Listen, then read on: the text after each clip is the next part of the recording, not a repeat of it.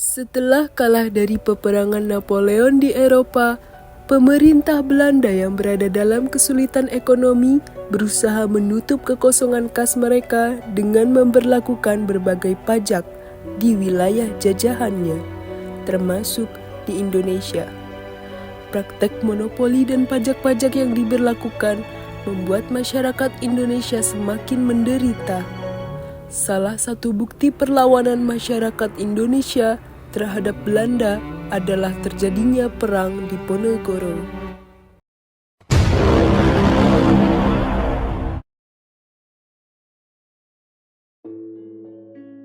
Raden Mas Antowiryo yang merupakan seorang putra sulung dari pasangan Sultan Hamengkubuwono III dan R.A. Mangkarawati. Sewaktu hidup, Sultan Hamengkubuwono III menginginkan Pangeran Diponegoro menjadi putra mahkotanya. Namun, hal ini ditolak oleh Pangeran Diponegoro karena ia bukan seorang anak permaisuri. Hal ini memiliki dampak yang besar pada pimpinan keraton selanjutnya. Pada tahun 1823, datanglah residen Belanda Semiesaert. Lebih baik saya gantikan sementara posisi Baginda Sri Sultan. Setelah ia tumbuh dewasa, akan saya kembalikan. Dengan begitu, kehidupan rakyat pasti terjamin. Baiklah, namun masih ada harapan dari pihak keraton untuk dapat menjadi pemimpin. Ia dari Pakualam, ia di Ponorogo. Mana bisa seperti itu? Saya sudah berbaik hati menawarkan tugas berat itu, masih Anda tolak. Baiklah, jika memang itu tujuannya untuk menguntungkan rakyat. Kepemimpinan Semiesaert membuat rakyat menderita.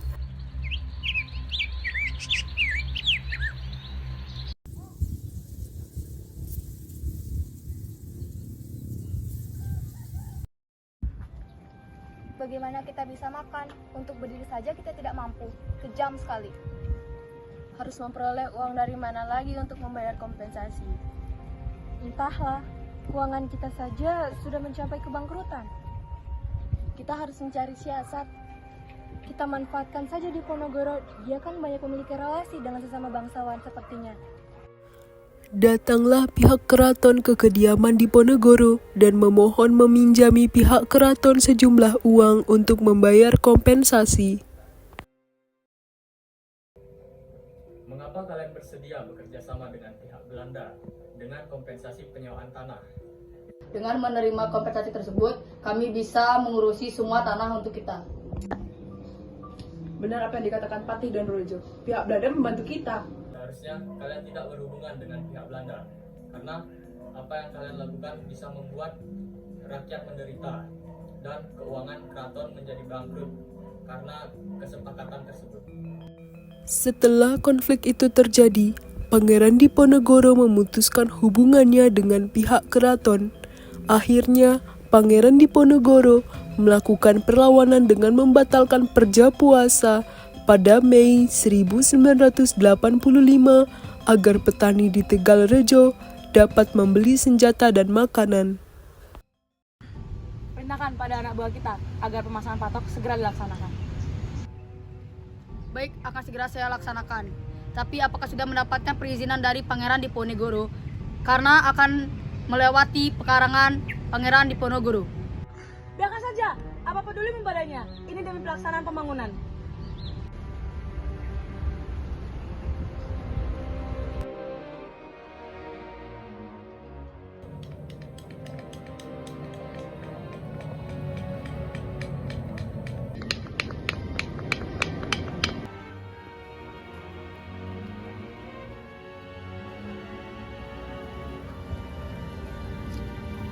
Siapa yang mengizinkan kalian mencabuti patok-patok ini? Pasang kembali dengan benar. Kami tidak mau. Patih Danurejo mengutus pasukan Macanan untuk menjaga patok-patok tersebut. Dengan keberaniannya, pengikut Pangeran Diponegoro mencabuti patok-patok tersebut dan menggantikan dengan tombak sebagai isyarat mulailah pemberontakan. Tuan, bagaimana ini, Tuan? Tuan, bagaimana ini, Tuan? Ada apa ini?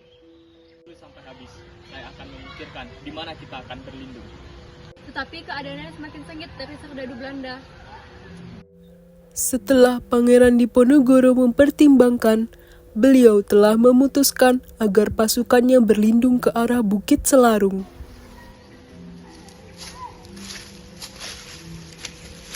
Mari kita buat benteng pertahanan di gua ini. Siap Tuan, akan kami lakukan demi perjuangan bangsa. Kemudian, Pangeran Diponegoro menyusun siasat perang merencanakan untuk menyerang keraton Yogyakarta dengan mengisolasi pasukan Belanda. Sebagai pemimpin Pangeran Diponegoro didampingi oleh Pangeran Mangkubumi Ali Basyah Sentot. Perang ini semakin meluas hampir di seluruh Jawa.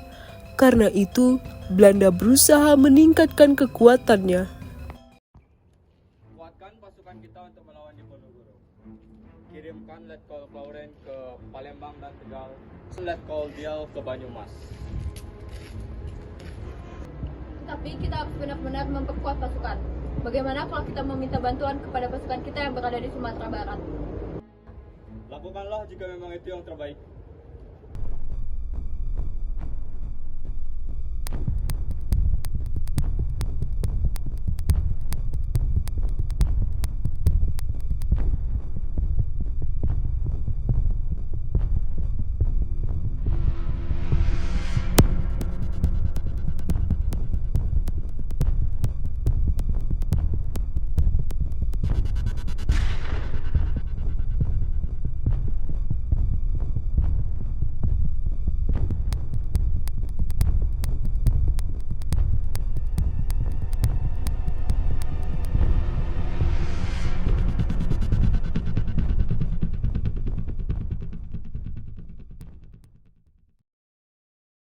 Kemudian, pos Diponegoro dari Goa Selarong dipindahkan ke Dekso oleh pimpinan Ali Basyah Sentot.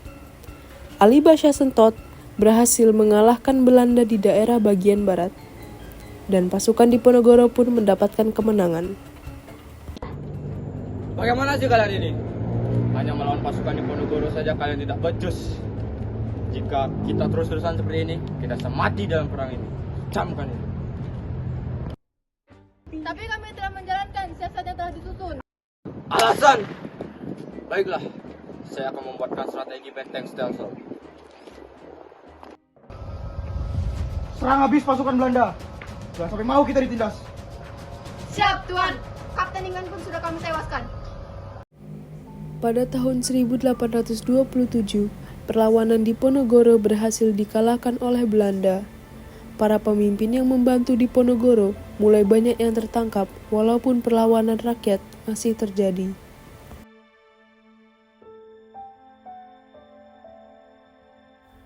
Pasukan Belanda mencoba mendekati Ali Basyah Sentot untuk berunding, tapi ia selalu menolak. Bagaimana ini? Apakah kita bisa membuat Sentot menerima ajakan kita? Apakah kita bisa minta bantuan kepada Arya Perwira Diningrat? Mungkin bisa, kita akan meminta bantuan kepadanya. Setelah itu, pihak Belanda berhasil meminta bantuan Arya Prawiro Diningrat. Menolak perundingan yang diadakan oleh Belanda. Buat apa? Belanda kan musuh kita. Yang ku tahu, pihak Belanda mengadakan perundingan untuk memberikan kita banyak keuntungan. Ali Basyah Sentot pun menerima ajakan untuk berunding. Bagaimana nih Tuan Ali Basyah? Apa yang akan Anda lakukan dan apa yang akan kami dapatkan? Aku dan pasukan Pangeran Diponegoro tetap berjuang di jalan Allah. Dan jangan paksa aku untuk melepaskan surga ini. Baiklah, akan kami wujudkan. Tetapi setelah perjanjian ini, 24 Oktober 1829, kalian harus menyerahkan diri ke ibu kota Yogyakarta. Kemudian, ditandatanganilah perjanjian Imogiri antara Ali Basyah Sentot dengan pihak Belanda.